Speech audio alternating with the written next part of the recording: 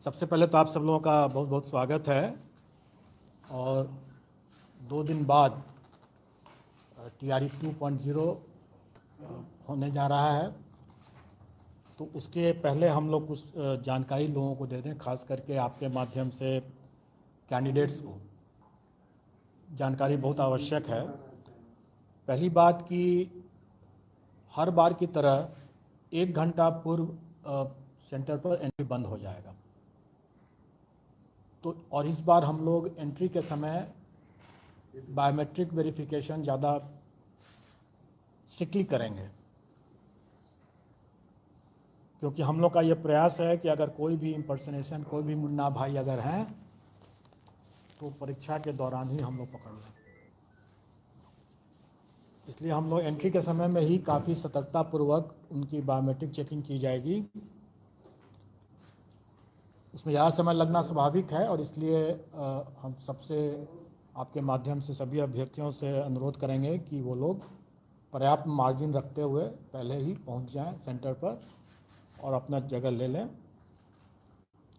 दूसरा कि पिछले बार कैंडिडेट्स लोगों ने कई तरह की गलतियां किया था, जैसे रोल नंबर की गलती एक बहुत प्रमुख गलती थी।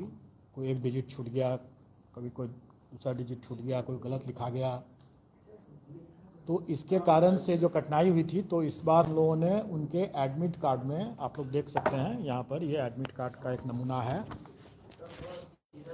ये एडमिट कार्ड में ही यहाँ पर बना हुआ है, उनको अपना रोल नंबर अपना रंगने के लिए।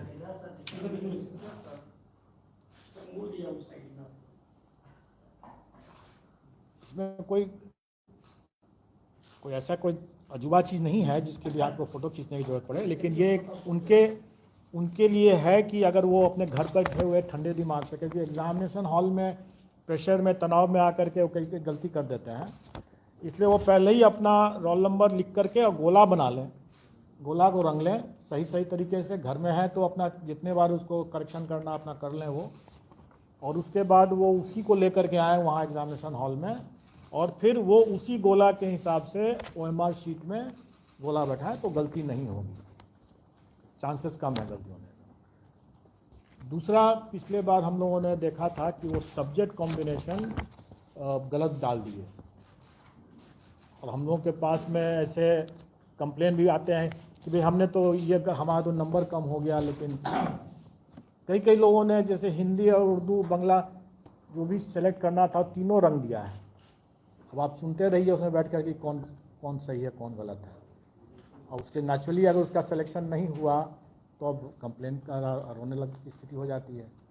तो उन सब चीज़ों को ध्यान में रख करके हम लोगों ने इस बार पहले ही साफ कर दिया कि हम आवेदन में जो लेंगे, जो आप ठंडे दिमाग से, चूँकि आप आवेदन भर रहे हैं तो आप ठंडे दिमाग से अपना भर रहे हैं, जो भी सब्जेक्ट कॉम्बिनेशन चुन रहे हैं आप उसी समय चुन लें आराम से। और एग्जामिनेशन हॉल में हम कोई सब्जेक्ट कॉम्बिनेशन आपसे नहीं पूछेंगे, क्योंकि हम पूछते हैं आप गलती करते हैं, फिर उसके बाद कॉम्प्लिकेशंस होता है। आपकी सहूलियत के लिए, मतलब अभ्यर्थियों की सहूलियत के लिए कि उसने क्या सब्जेक्ट कॉम्बिनेशन चुना है। वैसे तो हम लोग ने एडमिट कार्ड इतना नज़दीक है, इसलिए उसको याद तो होना चाहिए कि उसने क्या चुना है, लेकिन फिर भी अगर वो भूल गया कि हमने क्या चुना था, तो यहाँ पर जैसे मैं दिखा रहा हूँ कि यहाँ पर इसका सोशल साइंस का पेपर जैसे है, तो उस नमूना है, ये वैसे रियल केस ही है लेकिन है नमूना के गया है। हिस्ट्री एंड पॉलिटिकल साइंस, इसमें उसका कॉम्बिनेशन अंकित है। तो कहने का मतलब यह है कि अगर कोई भूल भी गया हो अगर वो, तो उसको हिस्ट्री पॉलिटिकल साइंस क्या कॉम्बिनेशन चूज करना है, किसका आंसर देना है, क्योंकि उसके बुकलेट में हिस्ट्री का भी क्वेश्चन रहेगा, पॉलिटिकल साइंस का भी रहेगा, ज्योग्राफी का भी रहेगा और इकोनॉमिक्स का भी रहेगा, लेकिन उसको करना है हिस्ट्री एंड पॉलिटिकल साइंस के। और अगर हिस्ट्री पहले है तो पहला 40 क्वेश्चन जो होगा, मतलब मेन कॉम्बिनेशन पार्ट का, वो हिस्ट्री का करना है, और दूसरा पॉलिटिकल साइंस है तो अंतिम 40 क्वेश्चन जो होगा वो पॉलिटिकल साइंस का ही करना है उसको। तो जिस सीक्वेंस में यहाँ पर लिखा हुआ है, जिस सीक्वेंस में उसने भरा है, इसी सीक्वेंस में उसको आंसर करना है, और ये सीक्वेंस वहाँ पर दिया हुआ है जो उसने भरा है कि पार्ट ए में हम हिस्ट्री एंड पार्ट बी में हम पॉलिटिकल साइंस, तो उसको उसी हिसाब से प्रथम 40 जो है उसको हिस्ट्री, द्वितीय पॉलिटिकल साइंस, इस तरह से चुनना है। तो सर 100 का क्वेश्चन नंबर है, जैसे कि आपने अभी 160 क्वेश्चन दिया इस हिसाब से 150 क्वेश्चन, 160 नहीं है, 150 क्वेश्चन। मैं एक्सप्लेन कर देता हूँ, मैं आपको एक्सप्लेन भी कर देता हूँ, क्योंकि आप लोग भी क्लियर रहें और अपने संपर्क में और अपने मीडिया के माध्यम से अभ्यर्थियों को भी सतर्क कर दें। वैसे है, मुझे उम्मीद है कि अभ्यर्थी ज़्यादा जानते होंगे क्योंकि उन्होंने इसकी प्रैक्टिस भी किया होगा, तो इसलिए मैं मानता हूं कि वो ज़्यादा जानते होंगे। लेकिन फिर भी आप सबकी जानकारी के लिए प्रथम 30 क्वेश्चन जो हैं किसी भी पेपर में, प्रथम 30 क्वेश्चन जो हैं वो लैंग्वेज क्वालिफाइंग के हैं, और उसके बाद जो 120 क्वेश्चन हैं, जैसे सोशल साइंस का जैसे अभी एग्जांपल ले रहे हैं, तो उसमें 40 मतलब क्वेश्चन नंबर 31 से 70 तक 40 क्वेश्चन जो हुए वो जनरल स्टडीज़ के होंगे, जो सोशल साइंस पेपर की बात मैं कर रहा हूँ। उसके बाद जो 71 से लेकर के जो 150 तक जो होंगे, तो 71 से 40 इसमें जोड़ दीजिए 110 तक, 71 से 110 तक जो होंगे, ये जो 40 क्वेश्चन होगा, इस कैंडिडेट ने चूंकि हिस्ट्री पहले चुना है, तो 71 क्वेश्चन नंबर से लेकर के 110 क्वेश्चन नंबर तक वो 40 क्वेश्चन जो है वो हिस्ट्री का क्वेश्चन देखेगा और हिस्ट्री के हिसाब से उसमें आंसर भरेगा OMR शीट में।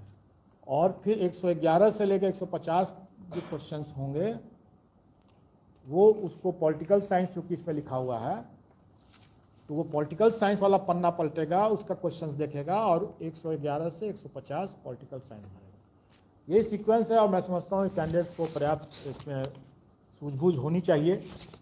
अगर सूझबूझ नहीं होगा तो शायद शिक्षक बनने के लिए भी योग्य नहीं हो शायद वो, लेकिन इतनी सूझबूझ होगी और प्रैक्टिस किया होगा तो ज़रूर वो समझ में आ गया होगा। और चूँकि उसको स्मरण रहे, प्रेशर में कहीं भूल न जाए कि पहले कौन सा दिया था, हिस्ट्री लिखा था, पॉलिटिकल साइंस, तो इसलिए वो यहाँ पर दिया हुआ है।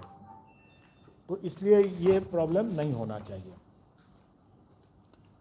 अब रही बात कि इसमें हम लोगों ने पहले पिछले बार भी हम लोगों ने बहुत क्लियर करके रखा था लोगों को कि हम पूरे मुस्तैदी से हम लोग चाहेंगे कि कोई कदाचार मुक्त परीक्षा हो, और इसके लिए हम लोगों ने टेक्नोलॉजी का और बायोमेट्रिक वेरिफिकेशन का पर्याप्त इस बार व्यवस्था किया है।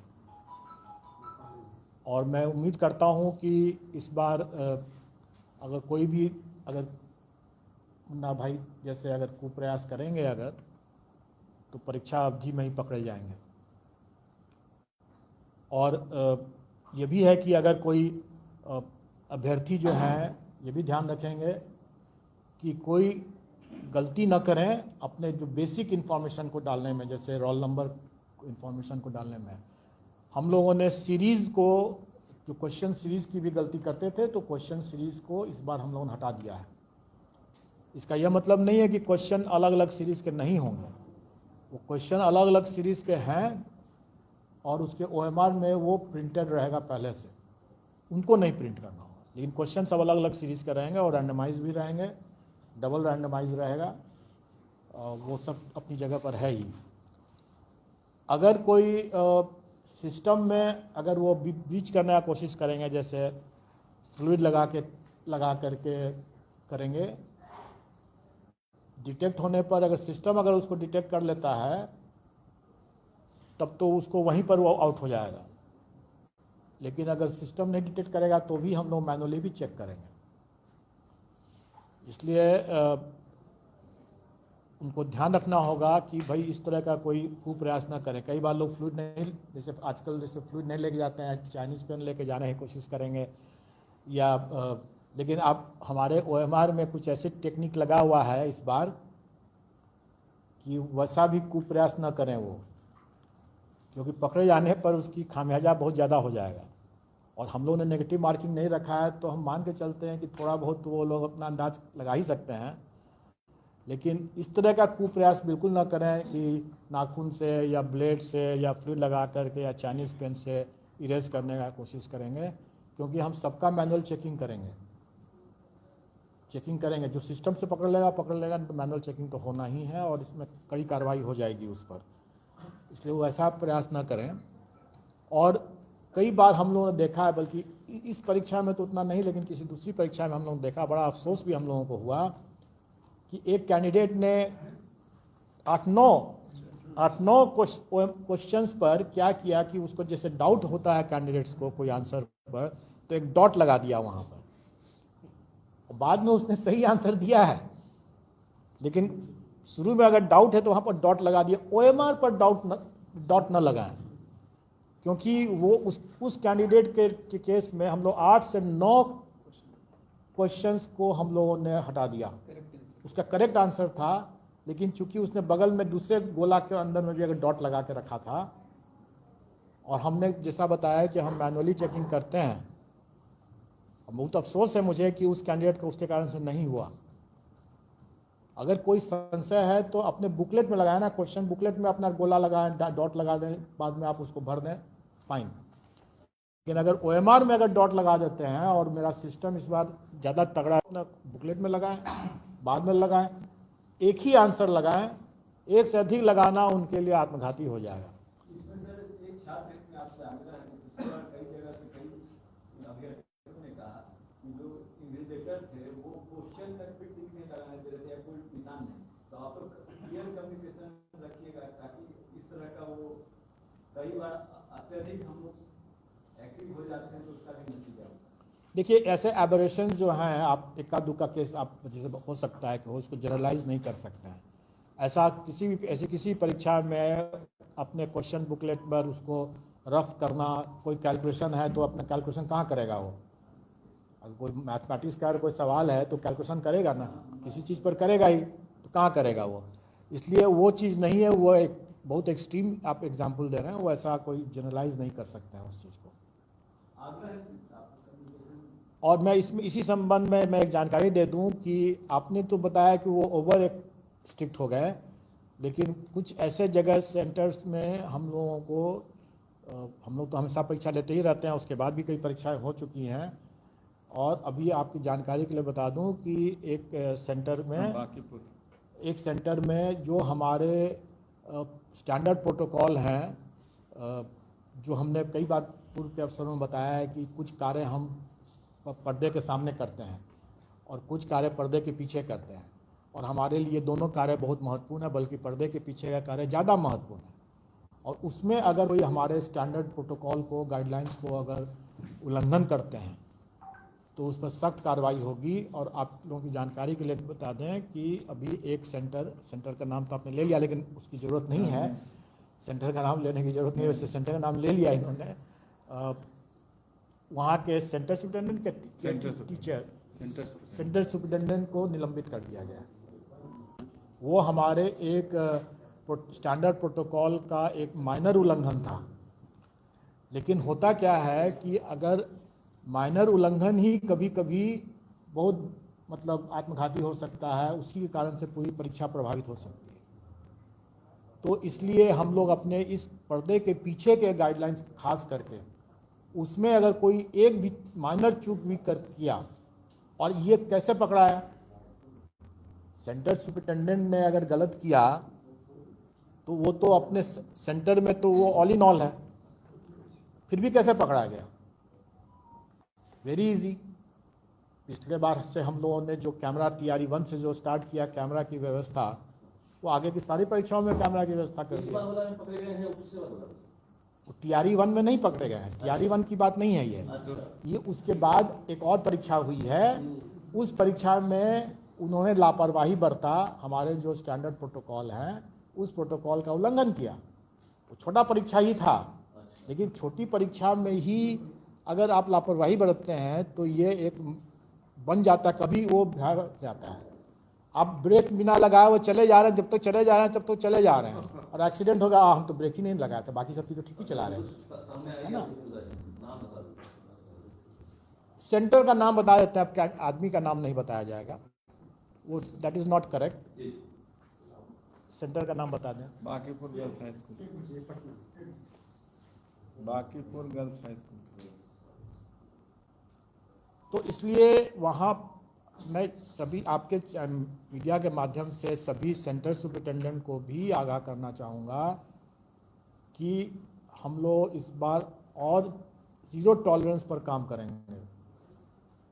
ऐसा नहीं है कि TRE-1 में माइनर प्रोटोकॉल सही तरीके से नहीं जानकारी होने के कारण से भी हो सकता है, इग्नोरेंस से भी हो सकता है और लापरवाही से भी हो सकता है। All is well that ends well की जो कहावत है, तो सब कुछ अगर ठीक से रहा तब तो ठीक ही रहा। लेकिन आदमी अगर कोई इंश्योरेंस कराता है तो किस लिए कराता है? सर उस संभावना को देख कर ही कराता है ना। कमला नेहरू का 2 वीक्षक को हम लोग यहाँ से उसको कार्य मुक्त किए हैं, स्पष्टीकरण भी किए हैं सर इसी एग्जाम हाँ नहीं, TRE-1 के बाद TRE-1 के बाद मैंने कहने का मतलब है कि जो पर्यवेक्षण हम लोग कर रहे हैं, जो हम लोग लगाए हैं, ऐसा नहीं है कि मुखौटा है। मेरे कहने का मतलब उस पर हम लोग एक्शन भी ले रहे हैं। TRE-1 के भी एक सेंटर को हम लोगों ने इस बार डिलिस्ट कर दिया। 2 सेंटर को डिलिस्ट कर दिया और उस पर शोकॉज ही पूछा गया है, इसलिए कि हम लोगों ने पाया कि इन्विजिलेशन जो है वो, आप लोग में से कुछ लोग हम समझते हैं कि कमांड एंड कंट्रोल रूम में उस समय होंगे भी, शायद आप लोग भी शायद देखे होंगे कि एक उस अभ्यर्थी पर हम लोग यहाँ से बार बार कह रहे हैं कि तुम उसको जाकर पकड़ो, दोनों बैठ करके आपस में बैठ करके मिलान करके लिख रहा है, और इन्विजिलेटर जाता था बार बार और उस जगह पर नहीं देख करके उसके दूसरे तरफ देखता रहता था। अच्छा सर, यहाँ से आप बोलते थे, यहाँ से हम लोग इंस्ट्रक्शन दिए हैं, फिर भी इन्विजिलेटर उस काम को नहीं कर रहा है, तब हम लोगों ने डिस्ट्रिक्ट मजिस्ट्रेट को वो पूरा वीडियो क्लिपिंग भेज दिया यहाँ से, और उस वीडियो क्लिपिंग फिर वहाँ से मजिस्ट्रेट लोग गए, उन दोनों अभ्यर्थियों को बाहर निकाला गया।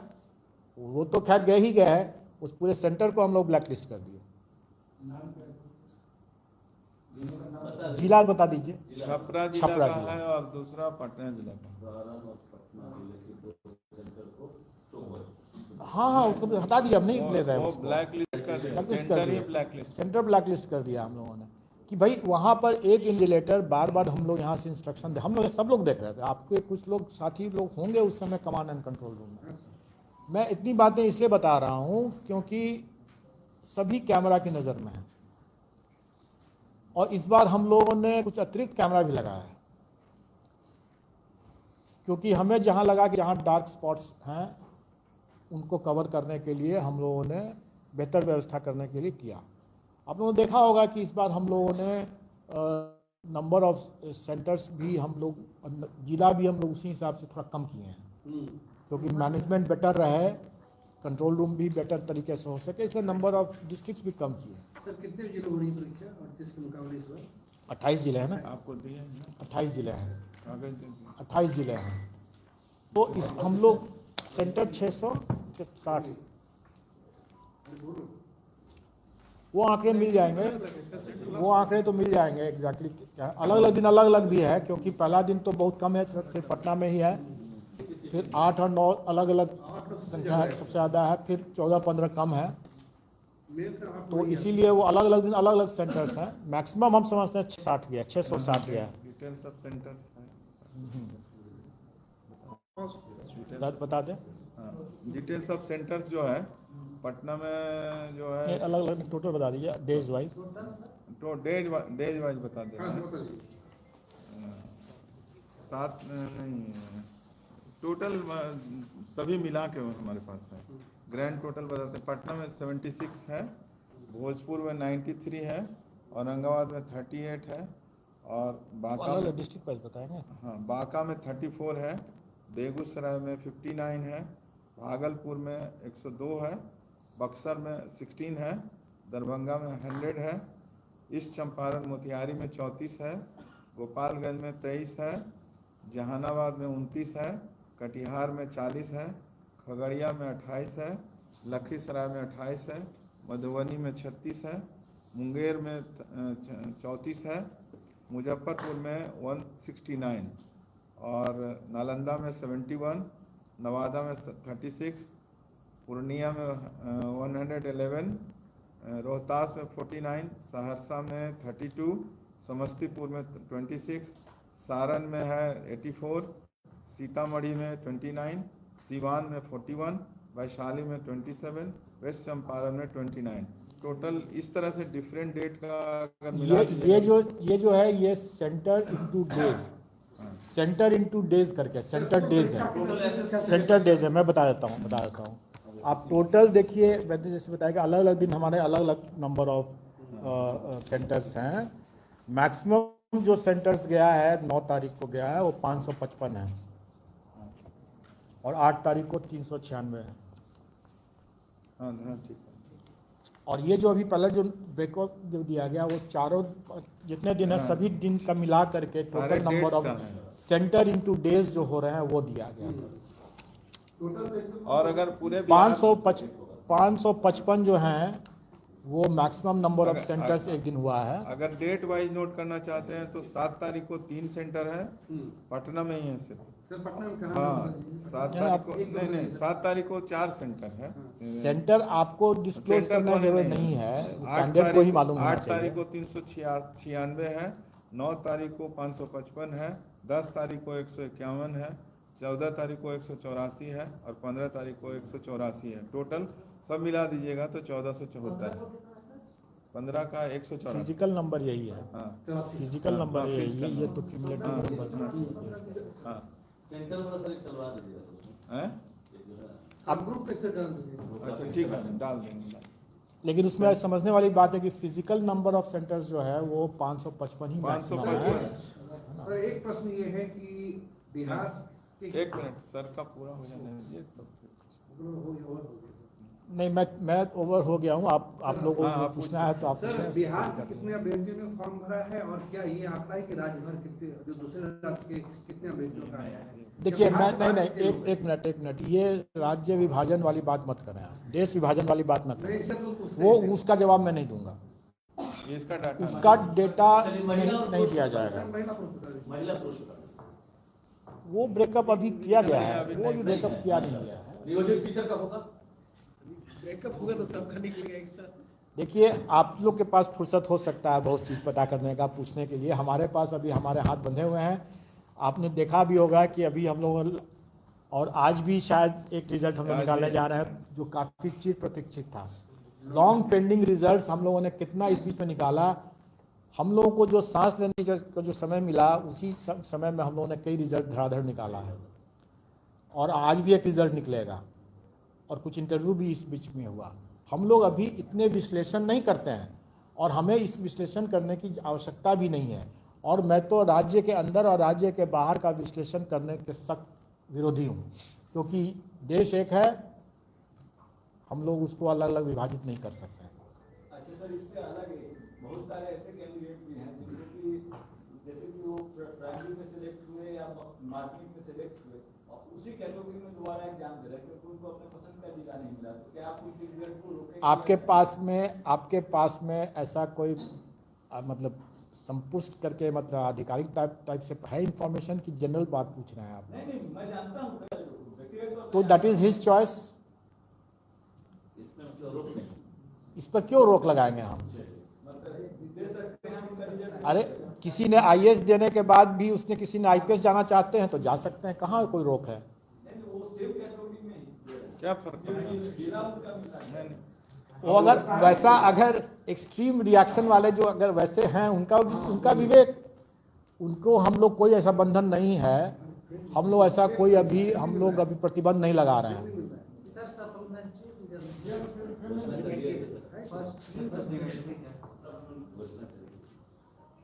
क्या सुनना चाहते हैं? अच्छा, किसी ने ये सोचा कि सप्लीमेंट्री रिजल्ट सेकेंड टीआरई 2 के रिजल्ट के साथ साथ निकालना ज़्यादा लाभकारी होगा या अभी निकालना ज़्यादा लाभकारी होगा? दोनों का 2 पॉइंट। देखिए मैं इसको एक्सप्लेन कर देता हूँ।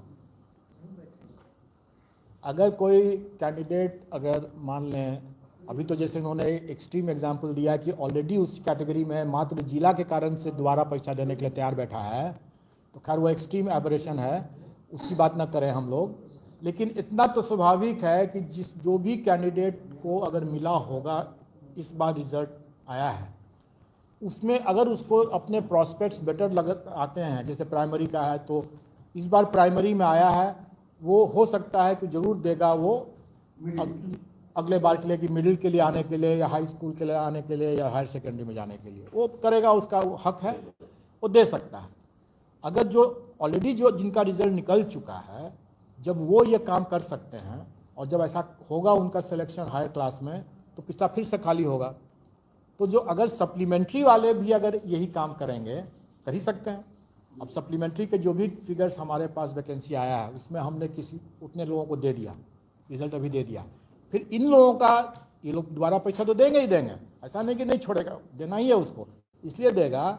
एक तो तैयारी हो गया है इसका, दूसरा बेटर प्रॉस्पेक्ट्स के लिए वो देगा ही देगा। देने के बाद इन सप्लीमेंट्री रिजल्ट वाले लोगों का भी सिलेक्शन होगा, उसमें से कुछ का फिर से खाली हो जाएगा। तो एक तरीका ये भी हो सकता है कि हम उस जितने इस तरह से खाली होते हैं उनको फिर से आगे उसको तैयारी 2 के सप्लीमेंट्री में करें फिर उसका, क्योंकि जाएगा तैयारी 2 में अब वो, क्योंकि तैयारी 2 की परीक्षा हो रही। दूसरा ये हो सकता है कि अगर उसका तैयारी 2 में हो गया और इधर हमने सप्लीमेंट्री नहीं निकाला, तो वो कैंडिडेट जो कंसिडरेशन जोन में तैयारी 2 में स्वतः आ गए, उनको तो छोड़ करके हम तैयारी 1 का सप्लीमेंट्री निकालेंगे ना, तो उस समय हम ज़्यादा लोगों को हम तैयारी 1 में अकोमोडेट कर सकते हैं, क्योंकि उतनी वैकेंसी है हमारे पास। जो लोग ऑलरेडी तैयारी 2 में चला ही गया, तो तैयारी 1 का वो जो 4700 4800 जितना भी आया है वैकेंसी, उतना में जो लोग तैयारी 2 में चले जाएंगे, तो उनको काहे के लिए हम तैयारी 1 में